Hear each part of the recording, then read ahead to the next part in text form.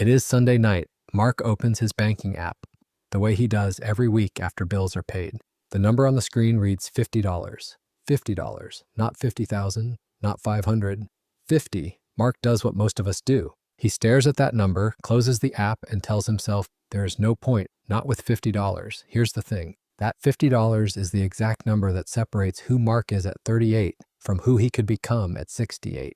Not because of luck, not because of some secret the wealthy are keeping, because of one piece of math that most people have never been shown. Most calculators will not even start with numbers this small. My name is Charlie, and I spend way too much time thinking about money, financial psychology, and why some people build wealth while others stay stuck doing everything right. If this is your first time here, hit subscribe. This is exactly what we break down every week. That $50 is a machine. I'm about to show you what it builds. Mark is not someone who ignores money. He thinks about it constantly. He just cannot find his entry point. So he did what most people do. He opened a browser and typed, "How much do I need to invest to retire comfortably?" Every article said roughly the same thing. You need $500 to $1,000 a month. You should have started at 25. And if you are already behind, the math is hard to recover from. Mark is 38. He earns $88,000 a year. That sounds like enough until the mortgage, the car payment, and the grocery bill show up.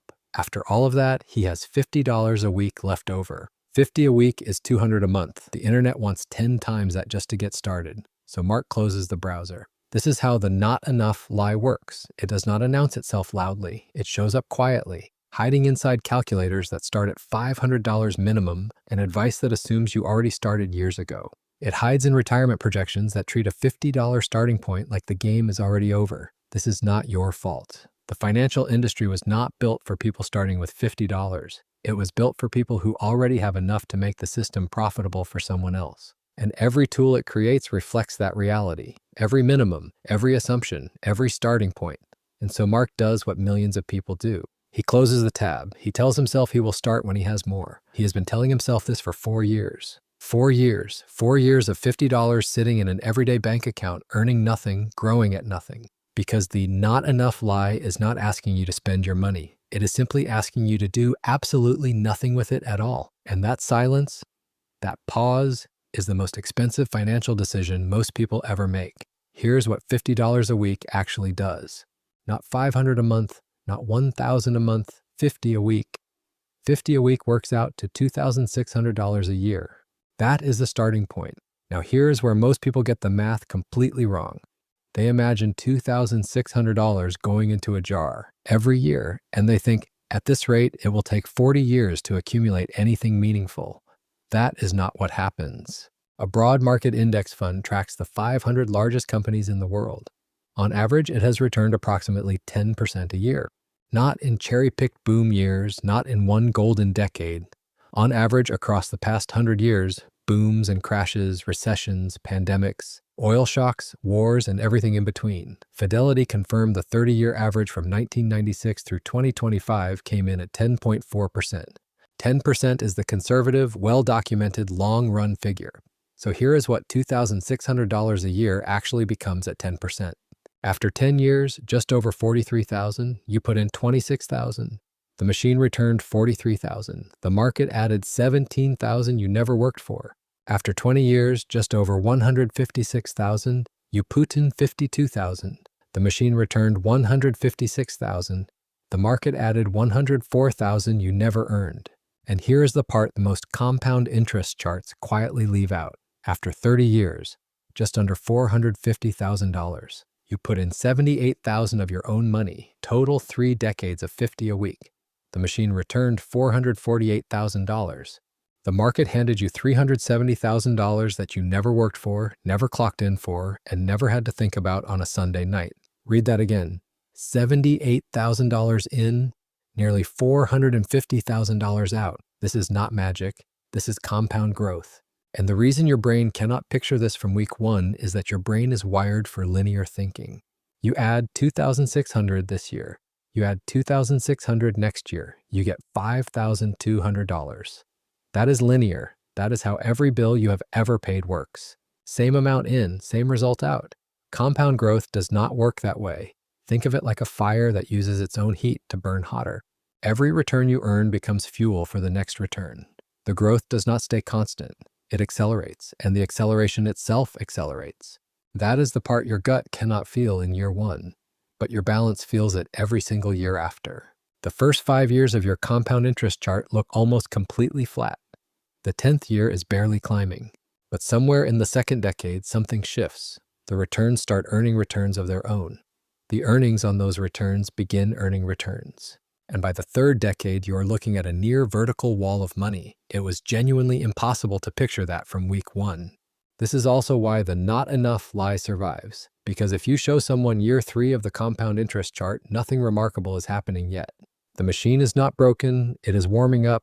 Here's what nobody talks about. You are not investing $50 a week. You are buying a machine. Every dollar you put in immediately begins working. The earnings on that dollar begin earning. The earnings on those earnings begin earning. Each week's contribution does not just add to the pile, it adds to the engine that powers every future contribution. The villain here is not your income. It is not your age. It is not your late start. It is a story you have been told by the financial industry, by the calculators, by the articles written for people with more, that a small number is not a start.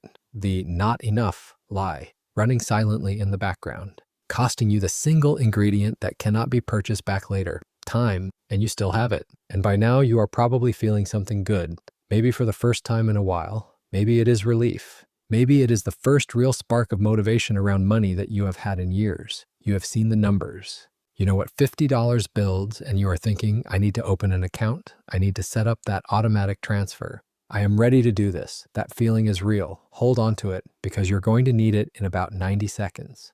But here is what I need you to understand before you do anything, because this is the part of the $50 plan that nobody talks about. Not in the articles, not in the calculators, not in the retirement projections. Every single person who has watched a video like this has run the math and felt that exact same motivation. They told themselves tomorrow is the day, and a large percentage of them never made it to year 3. Not because they forgot, not because they chose to give up, because something happened, something that looked at the time like a completely rational reason to stop. A job loss, a medical bill, a scary headline that made them pause for just 1 month. 1 month became 1 year. 1 year became never going back.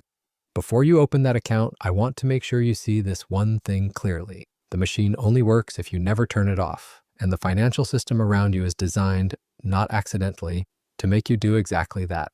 There is a version of this plan that fails, and it fails at the most predictable moment possible. Not because the math is wrong, not because the machine is broken, because the investor turns the machine off at exactly the wrong moment. Here is what that moment looks like. A bear market, a drop of 20% or more from the market's peak, happens on average every 3.5 to 5 years. The S&P 500 is the same kind of broad index fund we just walked through. It has experienced 27 of them since 1928. The average bear market cuts portfolio values by around 33% and lasts approximately 9 to 10 months. And every single time one arrives, the financial media describes it as if it is permanent. And here's what gets buried under all of that headline panic. Research from T. Rowe Price tracked stock market returns over a 20-year period. If you stayed invested the entire time, your $10,000 grew to $61,750. Miss the 10 best days in the market over those 20 years, and your $10,000 grows to only $22,871. That is 10 days out of more than 5,000 trading days, 63% less for missing 10 days. Now here is what makes this genuinely unsettling. Roughly 78% of the stock market's best days occur within 2 weeks of its worst days. The recovery starts before the headlines say it is safe. The panic and the rebound happen inside the same short window. The moment you sell, you almost certainly miss the recovery. Selling feels rational when the news is terrifying and your portfolio is dropping 30%. But that is exactly the moment it is hardest to stay in and most costly to leave. The not enough lie kept Mark off the field before the game started. Panic is the force that knocks him off the field the moment he finally steps on it. The machine does not fail during a crash. It only fails when someone turns it off. Now step back for one moment, because there is a number most people never stop to look at. Not the final balance, the number underneath it. It is not 448,000. It is 448,000 minus the 78,000 Mark actually put in. That gap, 370,000, is money Mark never worked for, never earned on a Monday morning, never stayed late for. The market generated it automatically in the background across 30 years. $370,000 came into existence for one reason. Mark left the machine running and never turned it off. Read that again. Here is the math to hold on to. Mark contributed $78,000 of his own money across 30 years. That works out to $2,600 a year, roughly $50 a week, $7 a day, less than a daily coffee at most places. The market took that $78,000 and returned $448,000. The market gave Mark $370,000 for doing exactly one thing: not being clever, not timing anything, not picking the right stocks, subscribing to the right newsletter, or working a single additional hour. The market gave him $370,000 for staying in. That is the number that changes the way you look at this, not the total, not the percentage return. The $370,000 the market handed him for free. And the only cost of admission was not panicking. Here's the thing, that cost is free. It does not require more money, more time, or more talent than you already have. It only requires staying in the chair you already sat down in, same kitchen table, same banking app. But Mark is not 38 anymore.